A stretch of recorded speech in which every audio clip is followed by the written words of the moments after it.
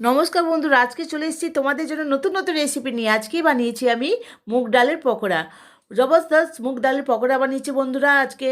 তো মুগ ডালটা আমি একটু সকাল থেকে ভিজিয়ে রেখেছিলাম, ভিজিয়ে রেখে দেওয়ার পর মিক্সি জারে মুগ ডালটা দিয়ে দিলাম, ঠিক আছে।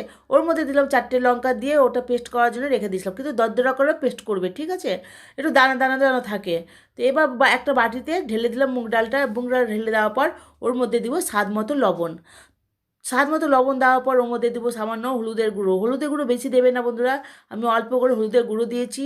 আর ওর মধ্যে দিয়ে দেবো একটু জিরার গুঁড়ো, ঠিক আছে। তো জিরার গুঁড়ো অল্প করে দিয়ে দিচ্ছি, সব মশলা কিন্তু অল্প অল্প করে দেবে, বেশি করে না। হাফ চামচ করে আমি দিলাম জিরার গুঁড়ো দিয়েছি।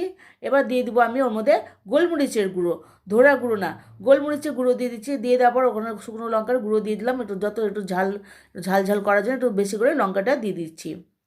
তো দিয়ে দেওয়ার পর ওর মধ্যে দিব পেঁয়াজ, একটু পেঁয়াজটা বেশি করে দিবে, ঠিক আছে। মুগ ডালের পকোড়ায় একটু পেঁয়াজটা বেশি দিলে খেতে খুব টেস্টি হয়।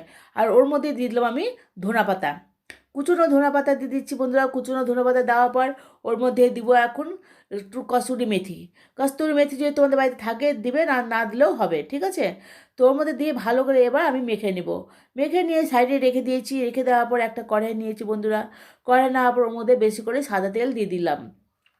বেশি করে সাদা তেল দিয়ে দিয়েছি। তেল যখন গরম হচ্ছে, এদিকে সাইডে গরম হচ্ছে, এবার ওই মুগ ডালে যেটা মাখানোটা বানিয়েছি ওর মধ্যে দিলাম একটু কালো জিরে।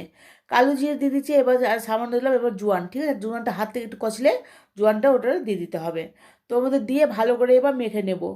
তো ভালো করে মেখে নেওয়ার পর ওর মধ্যে যখন এদিকে তেলটা গরম হচ্ছে বন্ধুরা, তো মেখে নেওয়ার পর এবার সুন্দর করে মাখতে হবে, ঠিক আছে। যত মশলা দিয়েছি যেন ভালো করে মাখাটা হয়ে যায় ওর মধ্যে। তো বন্ধুরা, যদি এই রেসিপিটা তোমাদের ভালো লাগে লাইক কমেন্ট সাবস্ক্রাইব করবে, যাদা সে যাদা শেয়ার করবে। প্লিজ প্লিজ প্লিজ স্কিপ করবে না, পুরো ভিডিওটাই দেখবে, ঠিক আছে। বেশিক্ষণের না, 10 মিনিট 3 মিনিটের ভিডিও আছে বন্ধুরা।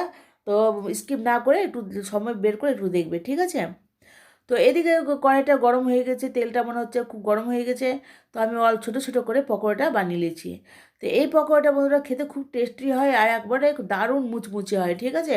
তো তোমাদের চা দিয়ে কফি দিয়ে হেভি লাগবে খেতে। বাড়িতে যে গেস্ট আসে তাদেরকেও দিতে পারবে। খুব সুন্দর এটা পকোড়াটা হয়। তো বাড়িতে বানিয়ে টেস্ট করে দেখবে কেমন হয়েছে। যদি ভালো লাগে লাইক কমেন্ট করে অবশ্যই জানাবে কেমন হয়েছে মুগ ডালের পকোড়া। তোমরা অনেক কিছু পকোড়া খেয়েছো, তো মুগ ডালের পকোড়া খেয়ে একবার টেস্ট করে দেখো কেমন হয়েছে। আমি আশা করি তোমাদের অবশ্যই ভালো লাগবে। তো এইভাবে করে দিয়ে দিলাম, দিয়ে দেওয়া লাল লাল করে দেখতে পাচ্ছি কত সুন্দর বড় বড় করে পকোড়াটা হয়ে যায়। তো খেতে খুবই সুন্দর লাগে। তো আমার লাল লাল পকোড়া রেডি হয়ে গেছে। চা দিয়ে কফি দিয়ে বানিয়ে খেয়ে দেখো কেমন হয়েছে, ঠিক আছে। আশা করি তোমাদের ভালো লাগবে। আমার ভিডিওটা শেষ হয়ে আসছে। সুস্থ থাকো, ভালো থাকো, আমার ভিডিও দেখতে থাকো, ঠিক আছে।